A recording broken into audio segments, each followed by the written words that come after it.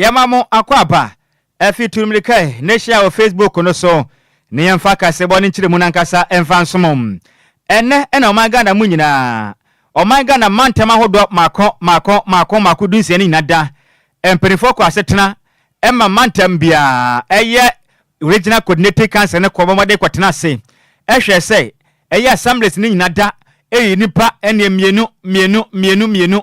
efri mensini biarem ekokopie mo ewo eye mantem ni nyina wakwato aba ede ekwakopawo eye council of state ekwakoboa ekwakotu Ghana mampenipo totone ma Ghana mpunto etimi aba maimum na jumene hihye so no pe na nyasem kuma akopie ma sentimentem ne kwageta anyasem kuma wo asentimentem de hyase ewo Ashanti Regional Coordinating Council jumene hyase kama egusu kwaso saye nim de free soro ebetwa bayira homam emena mpenifo hyase so mokenkan aba ne pe ne kwageta yeni mabia nipa bi free ba ya mo kyerem so ne ye nko ene ye ntiase ne aba ne ye mpene sene kenkan power hanam enya dwuma da ne senti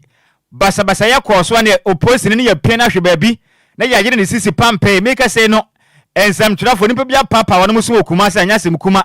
ade hye bi so asisi so mani so asantementem a akwa ya rahusem yi pa na kan bato dwa kyerem sem enam basa ya hodo akwa so asantementem munti ene council of state abato no asantementem de no enya ade a etumi ekone we ne emra basa ya kwa so asantementem no yenkwetie ne ahodo bi a etwagu ye e wa asantementem nim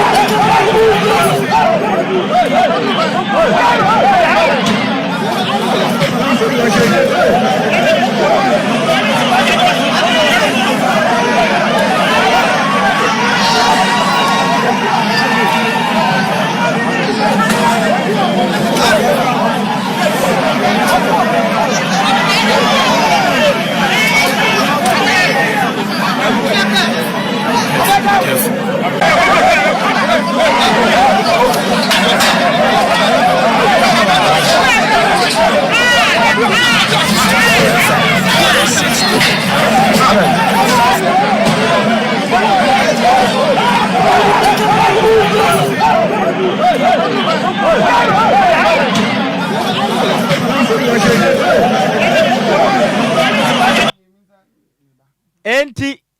dede ya wotiri nyina no eya santimentem kumase ana mu kyeremu a ene council of state abato no ageta wone mo mpere ne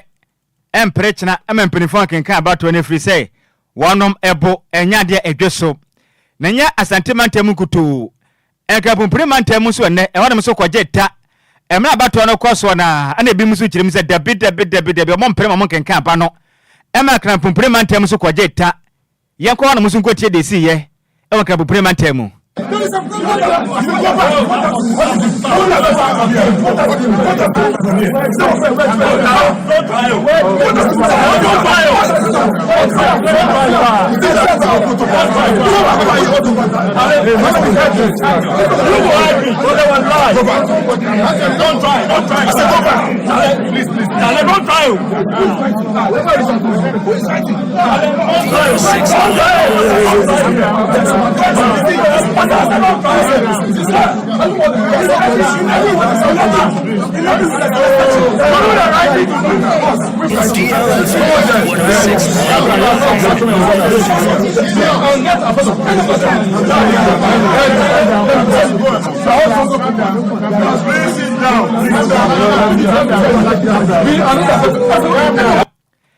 Eni etwagui eyankrabumpre matemo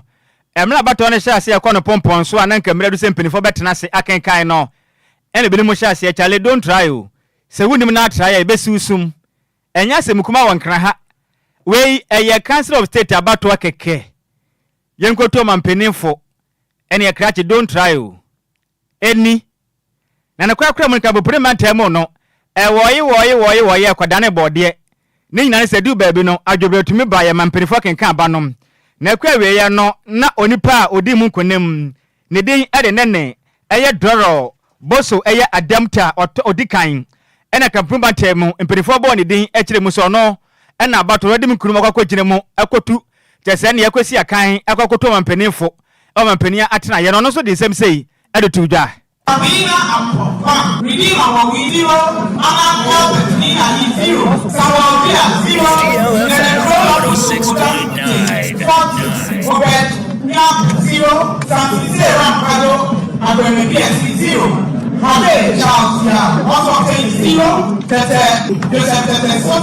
zero, Musa Zari, also paying 0. Albert now, he withdrew from the rest, then Edmond Siao, 0. Therefore, Musa withdrew from the rest, and so, by the power vested in me by the National Commission, I declare that the draw was to productive defense of the Greater Accra representative of the Council of State. Thank you. Any awoti ye electoral commission na musini ogina mu e waka bepre matemo na wote se obonipa otumi ede nkuna waka bepre matemo ede no na akopie mu atamba matemo nso de a ene opanipa no so di mu nkuna no wanya mfinhia no aduasam ye no pe oye businessman sikata na ta so pa ne den ede maswel boachi we ko vitela wo fa seketo akra no one di nkunim ewo eye atamba matemo western region efisu kopie mu ewo eye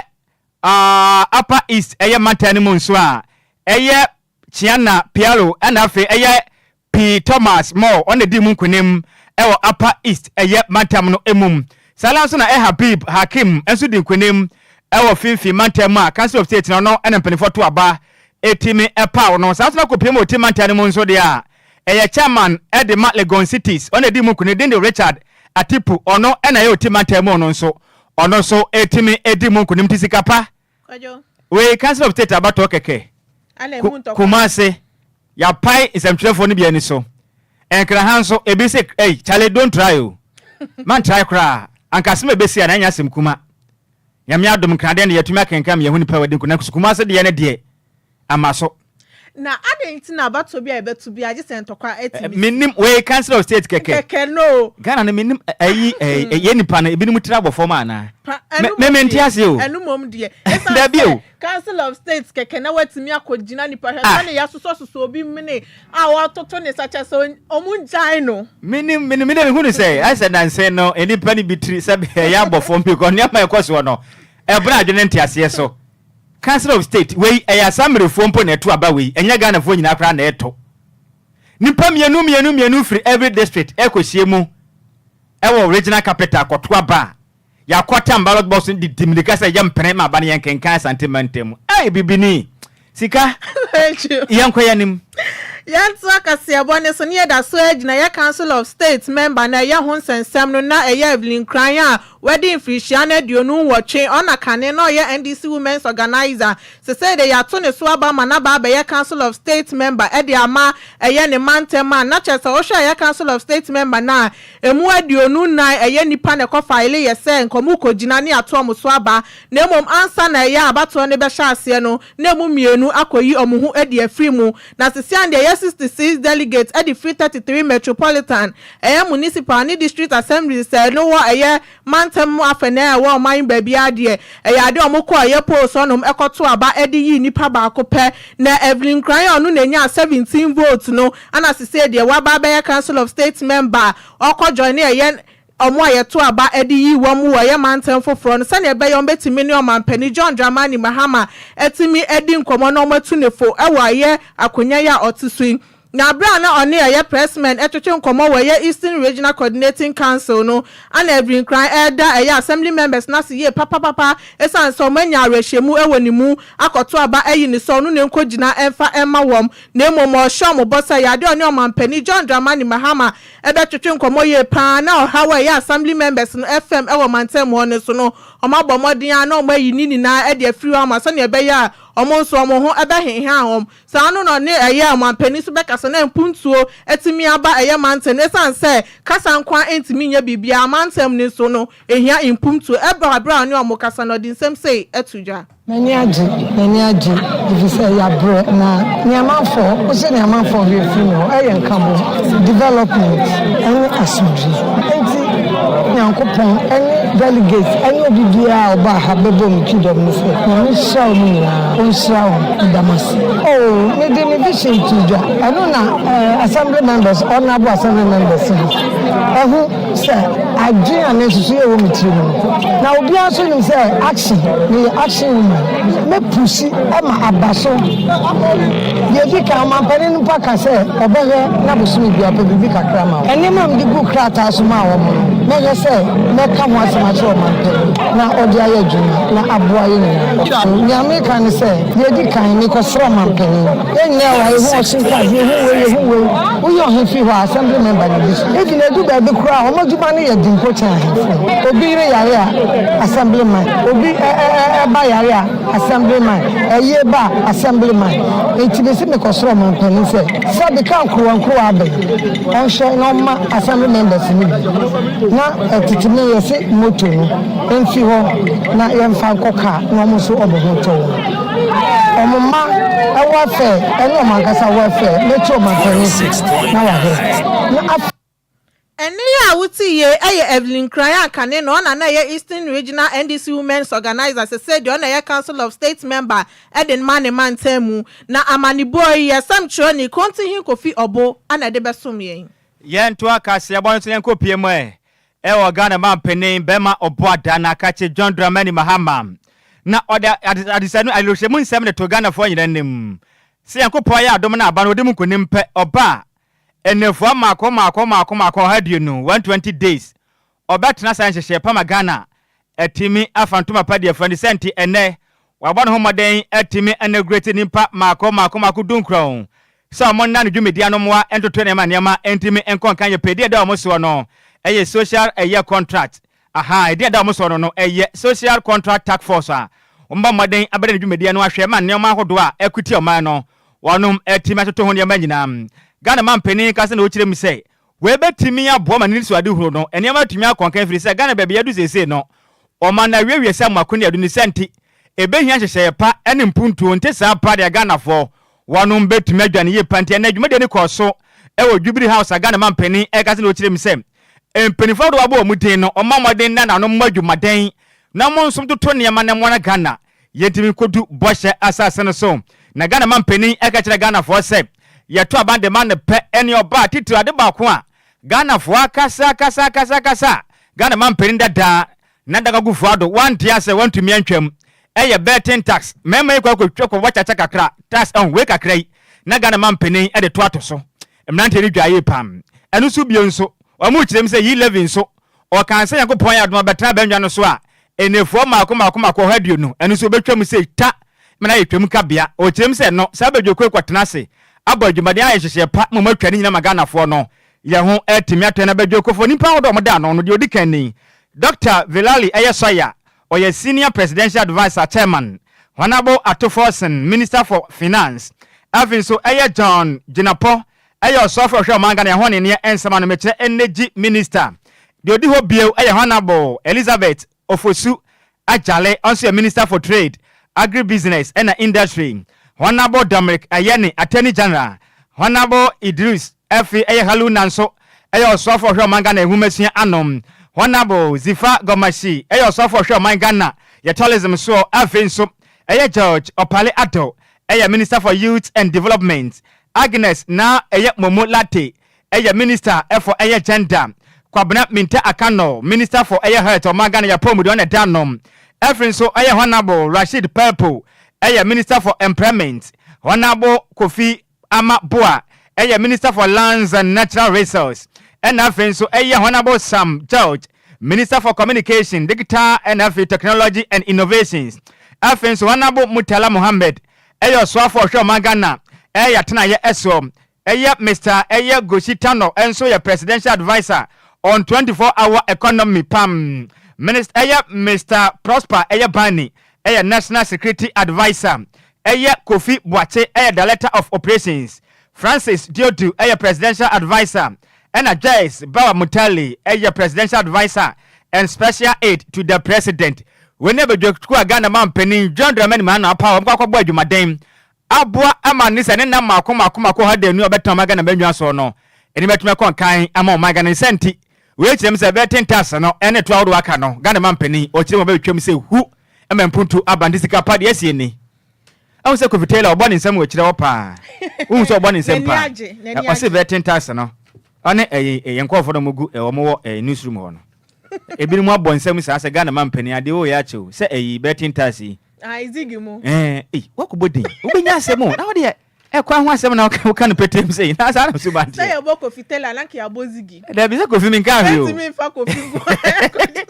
to akase ebo no so yenko yanim yanto akase ebo ne se no pani bia wedi mfi aduanan ya friend kwabna tando yade ayakohu no wonwura mu se oda ho no ma kyese onkeka ne ho na kyese wawu ane sa ewo ye asembo somadwa no wo asen South district ne wo ye mfimfini mountain mu no mu chiema yade anako ye pompo bi abo ne kon a oda ye mpaibobua ewo ye akrampa a oje ye ayarehwe na ye ne wo fa abusia pani aponsa echirema yade ane wo fa se kwabna de no da ye empaibo bia ho no moje empaibo na edumre bi omo hwehwe na omo hu no omo bo modin aka mafo bo mu sa omo nko no omo nko hwehwe na so mo ye bia omo ntimi enhu eye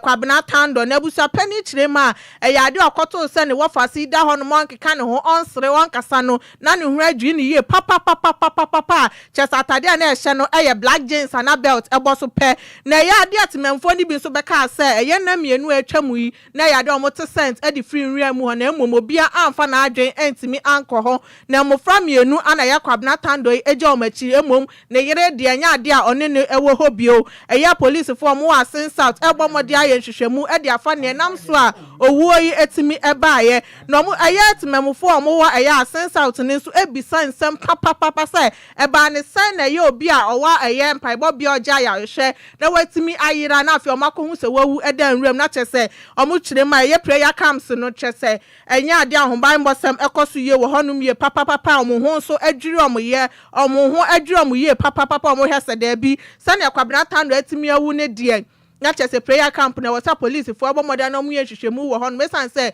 obi ntimi nkoda ho so koja ya hwehwe na afi ombe hu no na wayira na oden nrem no wawu enya ade a eso ani ye papa nta ya ade a rahusem say ana esi wo eya asen south yento akase bonus asem we ya pa obi kwa akwadam mpaibo bia na okoya ade chi nipa bia fa na akoto ba bia ku no Ghana kuru mu ne de ensem ne do so pa o me bo moden se me nsa beka eye mfoni ne de ama kofiti ne de ato Facebook nso kofi me pa cho he Facebook no tena kra che ne ye de na to honom aha na Ghana for no mra me hwe bi na we de atete na Kwadwo obi oda empaibo bia oje ayarehwe na fe omu hu ni ba bia wa fa nti why na ya ohwe ayarefo ne so wo ye prayer camp atete pa o asem we de mu ya pa kofi fa ne to so na Ghana for hwe bi na we de 18 pa ono da ho no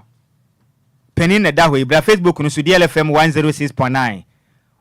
okwa kwatena empaibo bia akwaja ayarehwe ene nipa bi atam na kokunu de na to nwuram hwe awra ho sementi sa krowe ne de ebedu bebeji kakra nkre nyina yepa bebi fa eden yanto akase bo no so ne nkopie mum awa shaman obabi ho no ma ye fra ho no Washington ene eminim se US mountain so de a ashama fo nkwa na betimi akere na ro sem abatodi ye kase bo pono so ekirem se o kirekire ni bi atimi atena se adwene ho ahunu se sabe nipa ba kofo pa de enteso okura na ntinti no obehia oba a ne ho ofe oso no ene na abobra e ba na titirem atumi ye de kirekire ni de okọ classroom ekwakire ade wi obafia ono nkwa betena fie sa pa de anobere bahu nti no ohia nka nchema sabe mpona metena ne nche wodamu no mfa ne satia soso no hwene so ene zra ne kukum sa said eja Abraham for satia bonsom bekam tachira maso no sa na teacher ni ka kire obai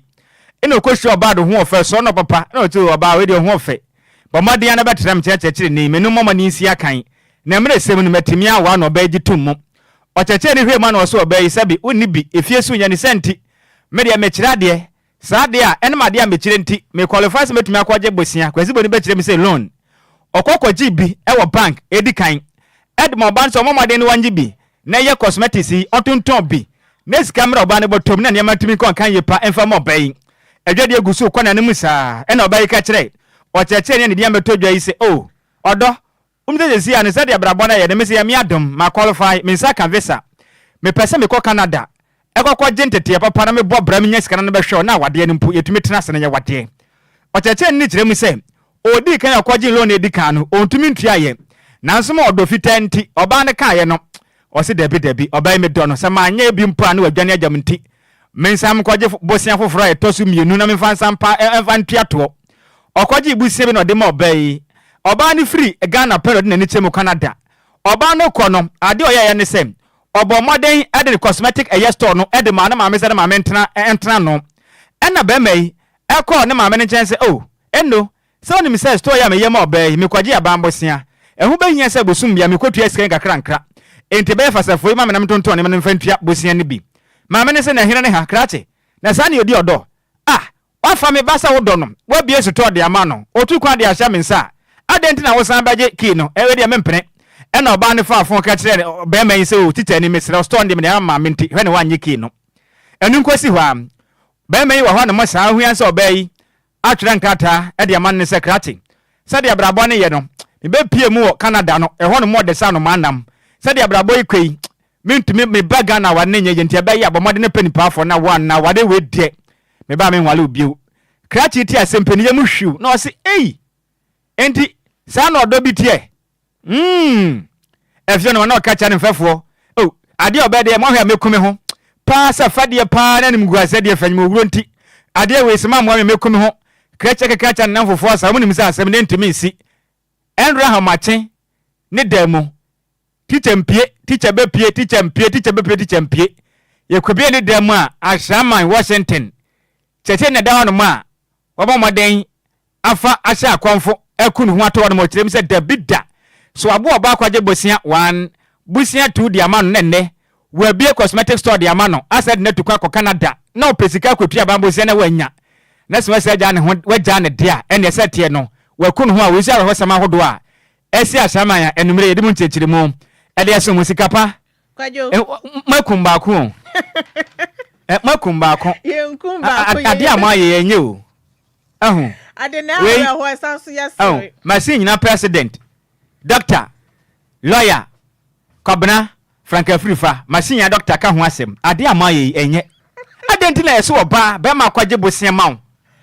esan edutu kwan ko Canada wakonye sikenti wo so mpe no krache akunu ho ade amaye ye na de no okunu ho ade okunu ho sai broken heart esida masa sembe na kai no first person to wenya broken ente bosia ne ho na betua sasa wakunu ho zika yenyina we so ne ntwa ye homra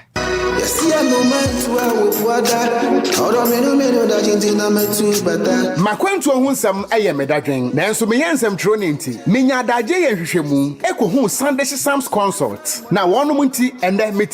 metimi ba menya abrani adaje ekenkan ye investigations about womo ana me hu se wo apply for visa assistance a enfeli efri se wonom ewo track records madansi die nie ma me nintrel Sunday Sam's consult edi Britia webi ebeje wo visa amount se wo ko United Kingdom, Canada, Dubai, Poland, Croatia, na afa krade, Serbia, any Greece nso abeka ho a work permit etechere. Ma menchire wo mo echire kwan. Sunday Sam's consult ewo Ofanko barrier, Asofan, our Ben Wise Park Hotel, ewo Asofan New Station honomo a. Phone number 0244 291546. Email address nso samuelowusu626@gmail.com. Yeti ehudi enti, we connect dreams with opportunities. Emanenye wadwendwen, frɛ wonom na nso bedi adanse empo asede media. Yamamo akwaba afei yakeka Ghana for adwenkyere ni bi emfa nsom Richard ahwe na okirem say good evening to you. Pentecost at the Takrade Kwadwo krom to we de shekonkron Nhyiraba Kwadwo Sammy Adwoa Agyei Sikapa ka sebo ni mo de pasa no manam enam DJ Ghana man fidie so DLFM nice e we gbetre station ka sebo no emu de pa senior ya dase Kofi Parliament okirem say by the end of the year we will see the true color of the umbrella. Watching you live for Gunabo Bikuma Kofi Adase pa Wofake circle a year new pen station senior ya das lo chem say NDC youth no de Ghana for asomobia de mumpu and Jack Asian Koma Charles Otin aka OT assistant a year secretary Greater Accra region a year hopeful ya dase pa senior ya dase Richmond a ejected lo chem say this woman has called the teacher she will never go scot free pa obey we deep one won't cook free da sembe krani Ghana ni yaba won chen so fana min so fa we nyina ne say Ashaman Washington we di asie cheche ni akwaje bosia bosia 1 bosia 2 ade akɔhwɛ oba ebie cosmetic store de ama na asade na tukwa akɔ Canada oba no so mpɛ no teacher ni ahye ne ho akonfo Ghana ni wuti asɛm we ya wo se ho sɛn 053405019 053405019 na fe 0593406565 hello majo Praise hallelujah sini adi meba ka safre go over coffee coffee my diamond city ashama we dey on person aso dey yes ni over yedi ka me say yes sister Chimila baby obia happy birthday our dear collect associate papa no and then birthday over senior one say ade we there enye say na yes sister Adwoa kan na enye onu nko na nya broken heart so ase ba enye wa bi say no ya so ase Ochina bi no say lady no Canada na ebone ba e ma ne fa nse ni fie be ye bone na wa ye o Ghana no e wa ketua na we nya mo nti e o say ye be ma ne so nya fa ntu ye ofo Mr. Bedasepa hello majo good evening atete ya me adom senior di ma bia ka safre me DJ Black Kwame Adwoa Black Kwame me yentie wa numre yi wo de bia obo de bo be ma enye be nchemba ya die wo yi na cosmetic na ma be obu mbo ba ho ka no e kwa bi ma oba na be ma na pesa be ni ka so unu se ni pa pesa wo ndolo a e kwa bi ni sikandi wo dada no sisi a wa ko bobosa ana de bi kwa na no shokwa o na fa do ya ja na oba na ye no na oba me na ku no ho oba no ya dia ne bone ba pada le mo be pete me ka che be ma ko ti asese omo ma mo ni enda ho owo ma ho ayi weak ankasa ebinom eye wicked yes yeah that's a pa ya me we show pa senior point na ye word made yemfa ha hello majo ya ja Nhyiraba champion di no bia ka safre what's in the Medina Nhyiraba Kwadwo ya me adom so hwe atoye ni o so we say there sabe question so hwe what you say oh samom we masa we jimi wo because so we obey ma na so oba bie na no ka kire wo say e bia ompewo a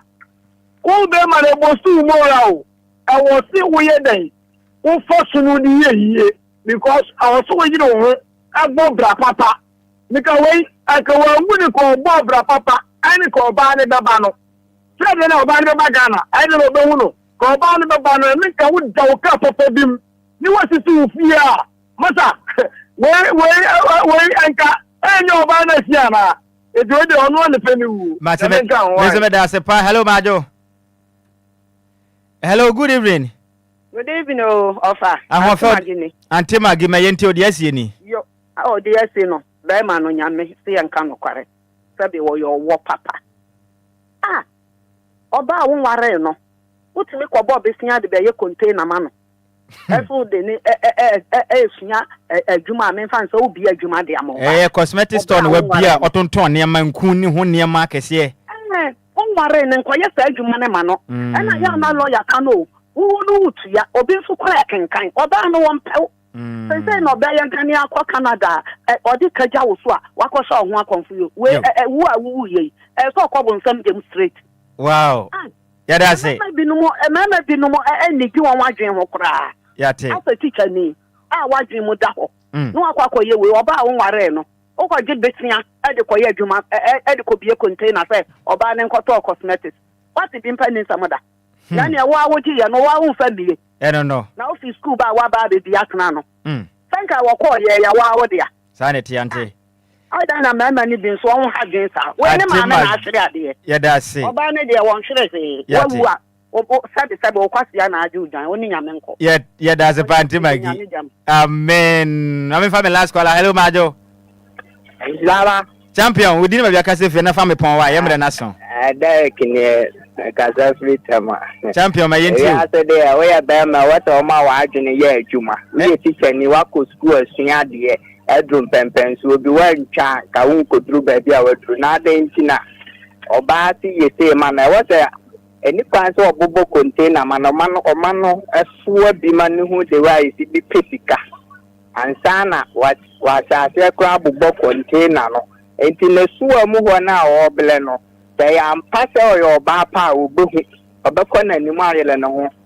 By your bar and yeah, but Mamma for sitting is there, Simapodino, I told me an idiot. Said that the man I didn't more had Dodo. Mate. I didn't more ha. What is in it? I say, go quite a bailano. Java, I mean, Pamusi, I remember the yard in the moon, has the employee go school, I didn't mean, yes,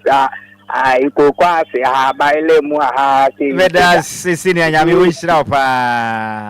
Vintimin Frafe for the beam, baby, Yadicas Bono. Yedi AC nansa mesore so no we happy birthday enko enfama on ye nuaba Jamila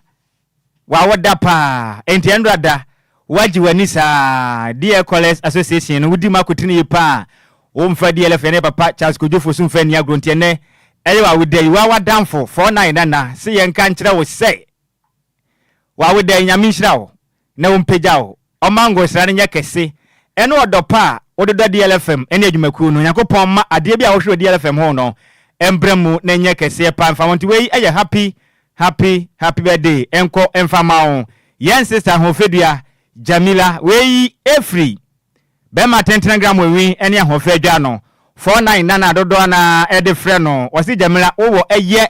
tema community eye 2 ho no na abutu tene oda pa kese pa enko emfama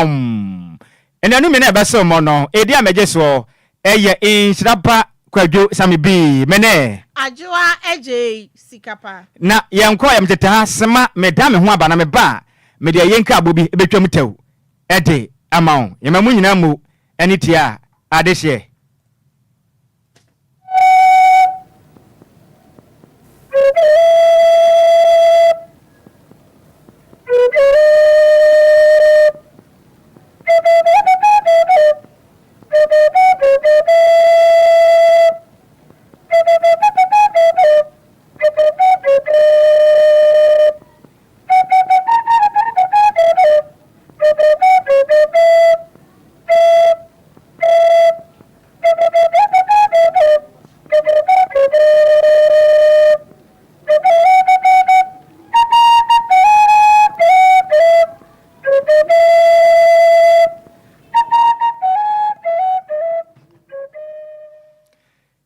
DJ Afiba a oye adwuma wo DLFM 106.9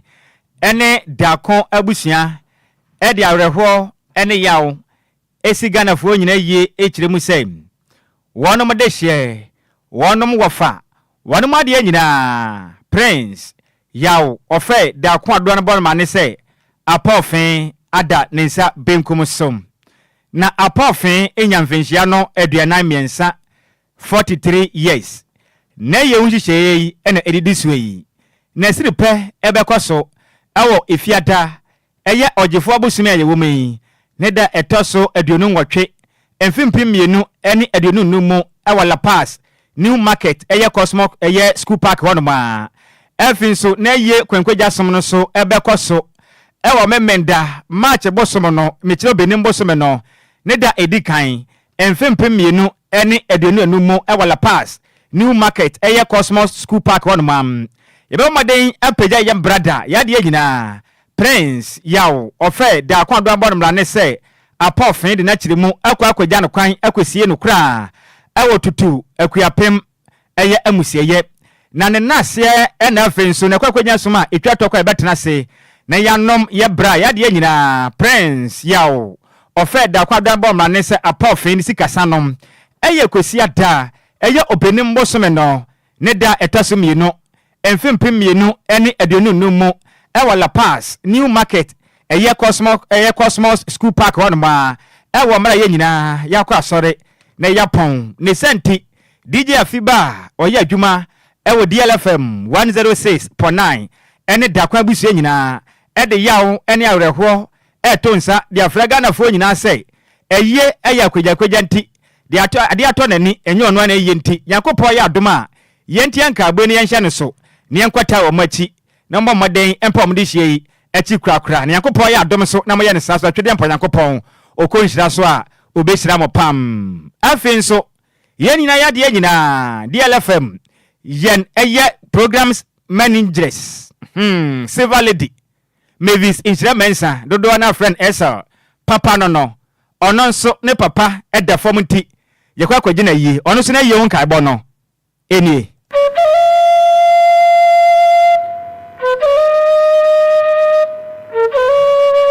Nana Boabe yetna bretu obusuan pani a owo bitifi oni abusuan kaye ene Church of Christ asafo a ewo domi abra pesika ene de osuni areho ese agyanfo ni adofo ayie se wo mo papa wo mo de nyina opani Nicholas efa osafo ade brebre konse do onye mfinhie dioso abusuan hyehyɛ kyerɛ se efie da 14 February obesi na mu ni ho pɛ ewo no akasa ni fie a ewo nkɔkɔ domi abra pesika memenda 15 February ahimana chi no 9 fa wode ne betu mpamu ama abusuan ni adofo abesunu no ne na di nkre twato ebo no nwotwe Church of Christ ne fan wodomi abra pesika ebeye wufu suma ma no ansa no de na kokko pra so asie akɔpɛ ne krabre wo fresie ya obetena so Church of Christ asafo nanim ho a na wano na yi one hu sikasa ade achi ne kwasie da so a obekɔ na ase asɔre wo Church of Christ domi abra pesika ansa na wo wie na yi one krakra okrani ogia na chire ene Madam Agnes Abenacha emma waje omunyanka woto ani ento obi anim ene Isaac Chire Aboagye Italy Samuel Faboagye UK Christiana Safo Aboagye Candy UK Stella Aboagye Odan Benny Sama Dankwa Sweden Enokosei Emmanuel Somua Frank Yadom Enini Nuanom Samuel Ofori Enini Nuanom Mary Ejapoma Ofori Patricia Ejapoma Ofori Eni Nuanom Daniel Usu Agyei Canada Abigail Usu Agyei USA Insura Mensa Dodo no afre Silver Lady DLFM Accra Abusuan se no nim se dance bo se den kra Jemile Kukubewu Amesi Adwiri ba mo wakoye kontonkro Rida Mansan ko mu die enya den a obi abefro nanso Krochua Mansa Nicholas efo osafo owo ya yentam dodo na fu omumu yemo demi fedie na hana mna mama ya kwan na eye nka ba yensa so no yede ne nyina esi meden ede Nhyiraba Kwadwo Sammy be me soro so mapakan GH watena se na ode akropapa so nsema ahodo aka no so ede atoa so ede amani send de ado de DL Power Sports na ye etoa so ede amamo DL Power Sports emuade DL Power Sports emuade DL Power Sports emuade ejawom dedew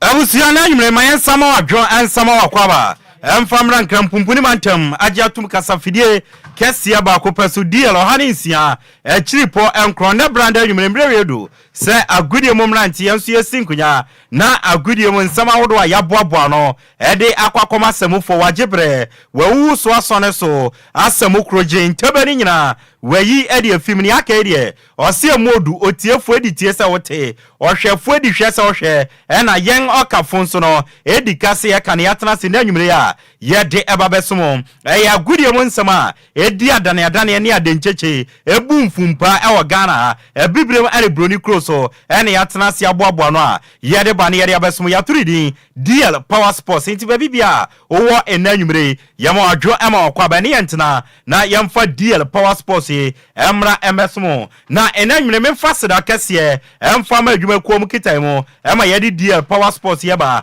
aseda kese na enkoma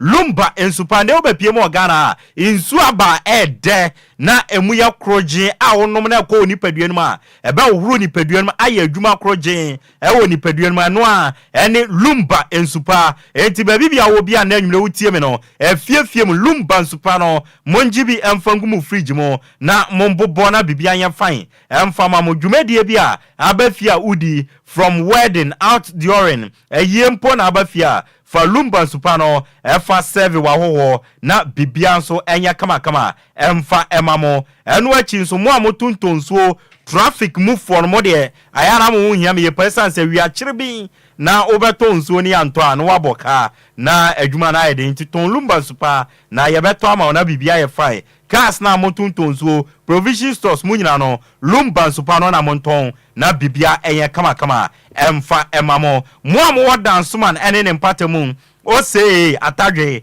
mati dende Madam Abanyameche ene oye sole distributor ewa dance man ne mpatem obehu Madam Abanyameche ewa P2 lane oben Lumba Sport no from Madam Abanyameche 0557 349401 0557 349401 ana ope Lumba nsupani bi atwa ube PM DLFM yaso ya nkra gbogba junction ya ne Wisconsin International University no na edi animhwe obenya bi yakache na bibia nso aye fine de amount friend numbers we na baby bia wo bia no empenefo de bibegu hyemo na ya beyi di amount na de edi udwuma 0555 05 miensa 274757 ana 0577 475343 Lumba Supande Anyumre omo kitaimu ema yede agudie mu nsam no de ba from afar kwame afum boy echidom ema yede nsam no de aba champion tailor pian de atoa ba funtintan kese ne so nti Facebook DLFM 106.9 obenya yen ahwe wo na YouTube nso no DLFM 106.9 won so no obetumi enya ahwe na bibia aye kama de amawo anyumre mi amete Captain Bridge ne so amebebe sane nsam no de agu fam de amawo no edi ameje so no ayensu ano de hye apakan GH the blessed kiyentie we emfam prapra kwam yesi fam ne ba yebetuja anyumre de nsam no de amawo Apakan GH wode nyansa de wadiawo wo interview wo kasai wa hobrase wo radio mu kire se wo yo pabe ne wo radio mampa enti kagagu anyumre ya kagagumane ya hyansam na se area man ya hyase emfanfi honorable Idi Kofi Adams na so oye Minister of Sports and Recreation na enero wakasa emra yebisa se obepiem Ghana winning bonus awodo ayede ma Black Stars no aya Ghana for kasa edifon enti wabe aden na obeye dia fon eno se I on Black Stars for no ebe hia ni o madi nkomo emo maso ate se Ghana for no aya bonus awodo sika twitwi dia yede mamu no omani enje enti ebe ya amunye bibi emfanfa na osisa winning bonus awodo ne ade no ono wabe obe propose se enye qualification bonus enti se ya AFCON ne yebo qualifies no se mo qualify se mo anya sikabi ene no tournament ne yebo se mo qualify to next stage ansa na mo anya sikabi enti ono wabe obe propose qualification bonus na especially Muhammad mo management committee na abribiana aya na mo pe bonus ya da mo kra de animani ma no ode ne na besi fam no waye bibi dia fa esan se mo nto mo nanda mo bo ni bida obi gina park ne so no bo no okunu no wini a na ma fa kire na ma kwakwaji bonus o si wa be obe propose qualification bonus na mo enye winning bonus. I believe that the playing body and the management itself have been listening to the parents of Ghanaians. If they are not following, I will be drawing their attention to it. That is one. Two, I kind of agree with some position on like this issue of winning bonuses and appearance fees and what have you. My proposition is that we could pay something like calling it qualifying bonus. When you have qualified, they're not when you win every match, you are paid a bonus. Especially for the non-playing body. I think that we will have to work to take it out. And then when you ultimately qualify, and we want to give you something for qualification, because if you qualify for a major tournament, surely it also helps you generate some revenue. So some funding, some money is going to come your way. So if after qualifying we spending some money in that direction, I may not have a problem with it. But I will have a problem when if you win a game, you are giving winning bonus. If you win a game, you are giving a winning bonus. That I will have a problem with. The officer. Honorable Idi Kofi Adams, Sports and Recreation Minister. Ana watene kano na Honorable Idi Kofi Adams etwane nsem so na odi tuga echirima wase players ni bi wo kra na kasa kire omo no omenya omo dada enye scan dada enye ska bi no mba bepe enti kasa kire a woni omo be kasa oni omo kasa obuo kwanso na ahobrase kwanso a ombe ye okay ombe bo game no kra na omo hwe se oman no ebe ma omuska bi na kwakoye bonus o se dodo na no players na ebobo amanone na omenya omo dada enye ska dada nti enye ska na omo ba Ghana obebo national team na yede ma omo no ena ye ombibi na omo local players na de omo no won sa fe no omo shabrabo ase nti ombe hie ska na omo no omo e wa amanone de kasa kire se one omo kasa kura na ebi wa sika no omo hia mfa hwe obetumi de ache oman no na omo se won fa kwan paso na oni omo ankasa no na akwa so always bia no na bonus e won sensem aba be bubruja e wo Ghana.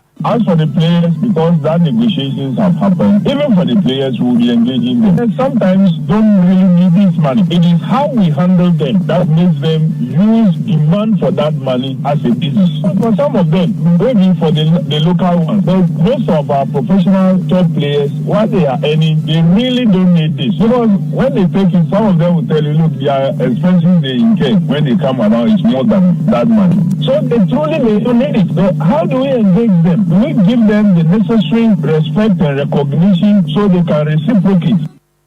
Honorable Idi Kofi Adams, a Buem constituency, or member of parliament, and a sports and recreation ministry, no, na honorable Wakasaka Greye, office na kwaye juma, na kasa ne ya dozo do masa, baby edi watu no enough mo, enti office na kwaye juma, na interviews ne kasa na dozo do. Na kwaye yen sports niye, na sports ne mfano ntuma pemfra na ekamia se oya akasa bebre dodo. Nana Odro Safo aka Sibosuru Ghana Football Association ESCO member nande Ghana Football Association ESCO no ene mpenform ba ku mienu bi eka ho ekopie mu ewo Kumase ekopie mu ewo Kotoko secretariat ene omukochia Kotoko management no ese nana no mpenfo yi ene yakọ nso atre Ghana Premier League ema nana pole Kotoko chita kese yakọ wona sika yentumi ma ma Kotoko shedin yenti yaba se yebema Kotoko shedin na enu mu no ena mpenifo ebisa na no Odro Safo ene ESCO ni se na muti breka seketo kekwa asemu ibaye yente ne nkaye social media na woma no wa betwero bibia to yente ne nka are owenfa ena na no Odro Safo se nienti a ket okreku yente ne nkaye ne se ne ododo no ne wonfa no enti oni Ghana akro obroni kroma osa na woyale ahwe se nyama bekoyi edi ama no enti according to na no Odro Safo no ozi ne enti aye hu ket okreku ye ne se ne wonfa no oni Ghana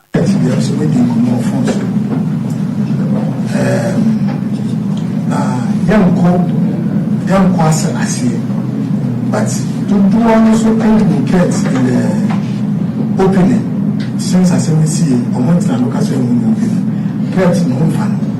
only Kuma. Now, the back cancer no home fan, but the woman much share with the lady. Maybe why I can't back door, but Mima is on Chofo, also the other cock. Kets and back,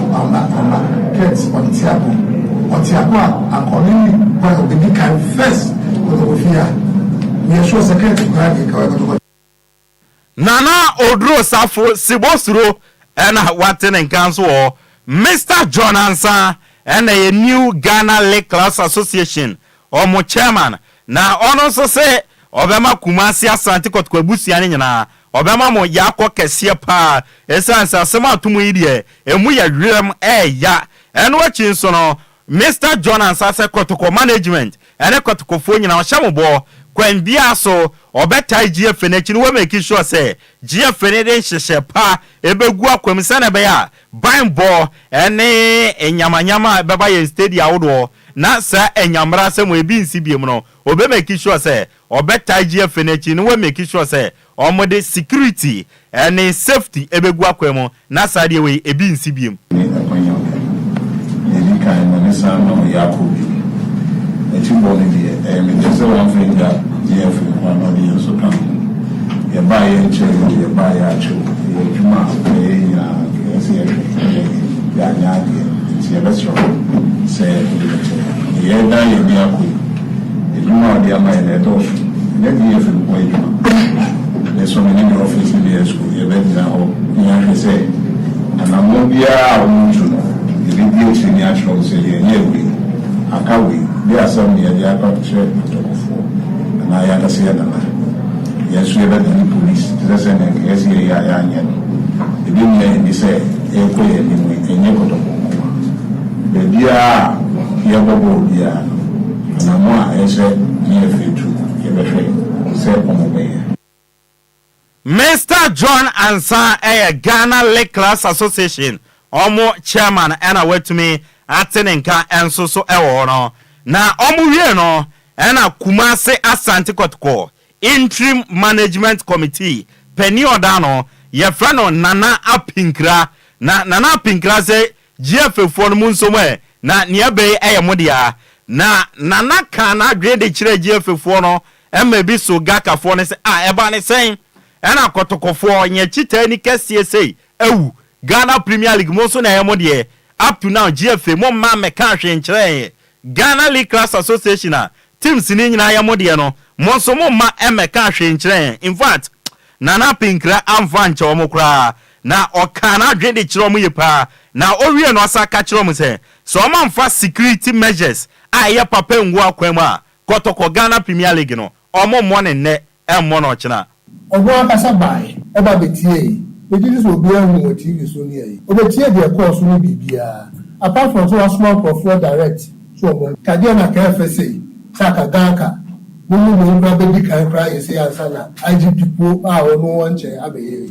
DLFM for the say de so mo fa yen but say de mo fa yen hwe mo fa mo bi ayi mo promo bi ayi ya ba cham say otoko ye has mo pesa mo be fire ho de ayi yes we be fire omo ka say ye ayi to hell with protocol mo pese ayi mo konche na mo ayi e be da mo the security measures near here. The Adwoa and the airport and Sammy Adwoa. And as a bobo, no mobile. Body ebo. Say manage the Adwoa ready prayer now. But until then, and yeah,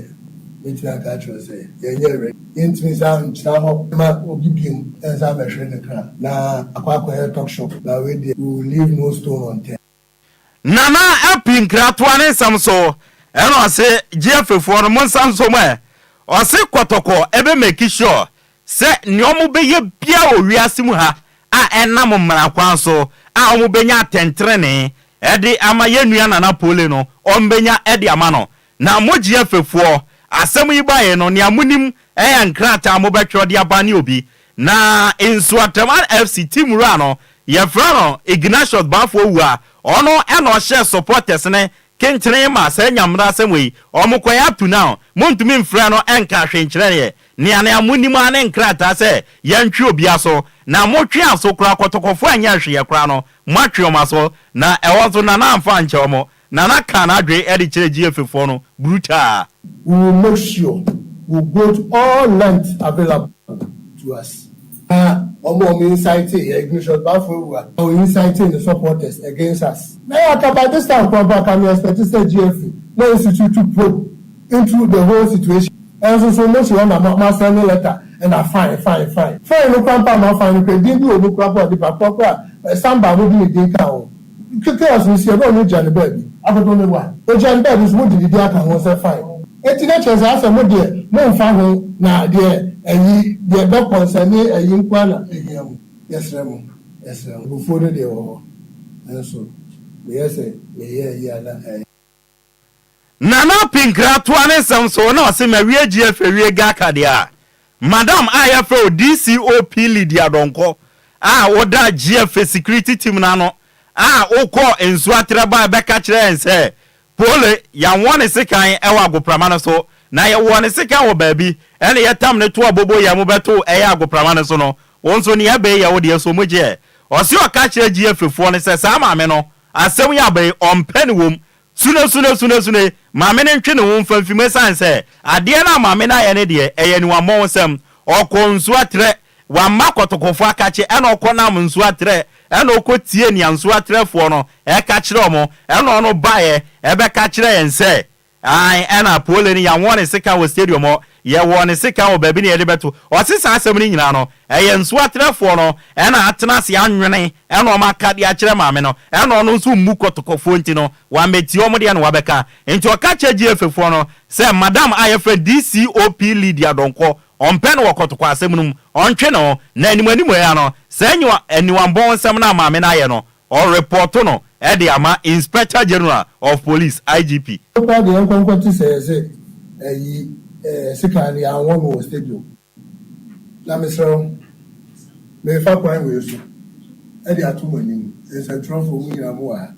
e de atumani Madam Lydia Donko ye hia no GF mo na mo fa no ye hia no ya asem me nsem o keka ye nyina no na forward me de gina we so am obi ati ye forward de ama IG odo no waso asem no enu oye bibia efe asoma so kokoshe adie mu a wakoshe aba menim so ababa mama news adie yo efe mu anwu so kra menti se maka bibia fa ewu mu asem achiba eno nkonchen maami baba sen koye okokoduru hono woni nsachemanfo se wan na ono makoshi akwa tempo frapo ni enka so weni we wo ho edu bisa ne de sie papa ko tie sa concocted story e wo ho your car enu abi na nsachemanfo troye nsachemanfo letter o mo tro say we yi frapo no ko ye kokko no nsa e wa outside e obi kokko ni asem eni awon no sika e wo ho e na odi fi wo ba bewu wo say e yi hono papa ko tie one sided story papa o mu sabi ada dia kosi ti say ni pa no won wo ho no won wo ho de nti no ho e wura mu ho no drinking bar be no video se ba ya many gates na no da ambulance car wo ase tembia on the crofo oko okura stadium a yes e chu we bisa da be no wo stadium ada wo say yes e chu bi da the abesi say any nipa no chese ti say asem no e wo nya bi nana apinkra ena watene nkano na nana toane samson ore tuja say His Royal Majesty otumfo ose tutu otosmienu asante ne eri ababe tuja say nana pole ne mansia nyina no wa adopt womo edi ahye otumfo educational fund no ebehwe nkola na kosi say school bia omo pese omo kono ombeko awie eno achi nso no His Royal Majesty otumfo se tutu edi atudwa say ene de hye ena yakum no na brantie no no som asantima ya japade aye kotoko enti na yie no wafani nyina ho ka eno achi animanim ya no kotoko management ene abusua no enko piem osunyane na ne de hye ne amu no omo nkofa mre no wasantima mu na onkrakra ne de hye ne chi kama kama manwa be fawo masekola no manwa be fawo egomato education fund e no sune bibia ono ade na so nesi e jana me munye bibia me fa ko ya wo sune atuma ni say sai pe se be 16th February any ejine na wachida and me no mo ka say e for so ya go a o mo ye ade body number wasi e fa na bra and nam ono nti and nam ono so enti you know apushia na question nti e fa na bra ye be bibia man nti invitation the decide among nana epinkra interim management committee chairman erema kumasi asante kotoko enamra GFA kopie ma okotoko akache ekoma kotoko management ne yakọ na nana na buofu pa okika na adwe erechiroma yabobo voice ni bi edi amao Mr. George Akwasi Afriye former vice president erema GFA o say ade we yempese bi besi biem dia ade ba kope ye wo fine GFA Premier League regulations guide Ghana Premier League no yemfa nya adwuma ne yemfa namfosam ne ade na ento nchen na ye make sure say ye the regulations no guide Ghana Premier League ne be ya adwuma eno achi no ye yes ade ni wi ade ba konso ayenye ene say match venues ahodo wa Ghana no CCTV cameras ye install se na be ya obi kodi boni a camera ne be capture no na ye so ni page kabo na mra no eni na di. It's about allowing the regulations to work. So we are fine regulations. All the things we've talked about, the Premier League regulations, the manual. There are few additions that made me feel say going forward. Yes, you yourself quickly you need to add to it. I couldn't say I'm not very touchy on it. But I couldn't say there must be a compulsory security cameras at all league venues, and it's something that we must not compromise about. We ene sama Mr. George Akwasi Afriye to jane kwakram no na Mr. George Akwasi Afriye echema o se yen force na yen implement laws awodwa wo yen football no football people dan kasa no mako congress akwa gye atum no sa emra awodwo ne ade na Ghanaian football no momfanya adwuma na ade ba kwa ha Ghana football emra football people na akwahye na momfanya adwuma na mfosam enti ubenya club licensing board okwohwe obi stadia na osi enya ubo se nipa no stadiums awodo anya almost my most born any para free free penny for and almost almost almost my member baby no na for 70 ya jatum so mo kobo na akwa fania abai e dia bantu se ani manima ya no emra na football people mo amakwa she e o congress ase ajatum no mo mfa nya adwuma with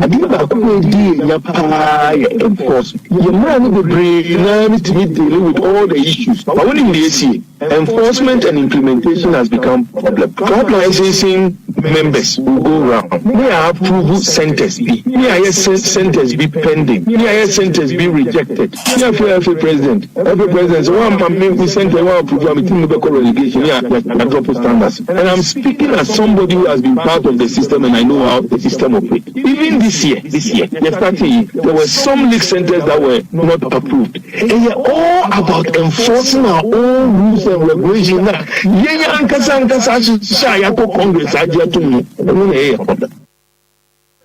Mr. George Akwesi Efriye, former vice president Edema Ghana Football Association in Sama, or the Atugano Noa, yet amount and so ewo na uremo ewo Ghana yen FA Cup na in the round of 16 and penny for aqua draw no na omokoye draw for FA Cup round of 16 no fixtures no say na kokoye Brekum Chelsea and Northern City Football Club ebebo Kara United and Young Apostles and ebebo Techiman Liberty Youth and Bechem United bebo Asante Kotoko and second 11 wise bebo Mediama Sporting Club and Park Academy bebo